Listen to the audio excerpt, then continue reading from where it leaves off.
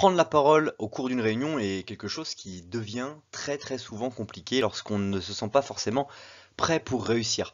Et dans cette vidéo, j'aimerais te partager cette idée que c'est tout à fait possible pour toi de réussir tes prises de parole au cours de réunion. Quelle que soit ta capacité à prendre la parole, ton habitude, ton aisance, tu dois travailler sur ton esprit.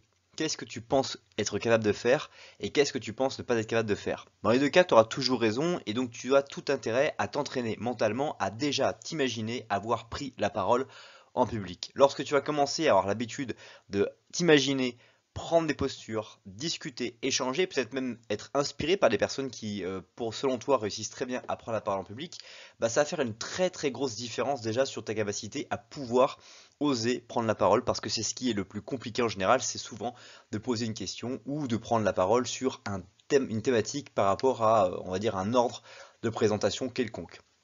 Donc déjà, si on veut prendre la parole en public au cours d'une réunion, est-ce qu'on va le faire de manière, on va dire, prévue ou imprévue? Si c'est prévu, ce que je te suggère, c'est d'avoir un support très sobre avec un son sombre, une police basique et lisible, un Arial 30 par exemple, pas trop d'effets et un seul niveau de puce, ou encore mieux, des images à la place. Voilà le support idéal pour une prise de parole en parfaite réunion, selon le coach Fabien Delao. C'était déjà un premier point pour quand tu fais des présentations en public. Mais après, quand c'est fait de manière impromptue, bah, il va falloir que tu travailles justement sur cette capacité à un moment donné arrêter le flux de la réunion parce que très souvent il y a des réunions où on oublie de faire poser des questions aux autres, où les gens ne posent pas de questions.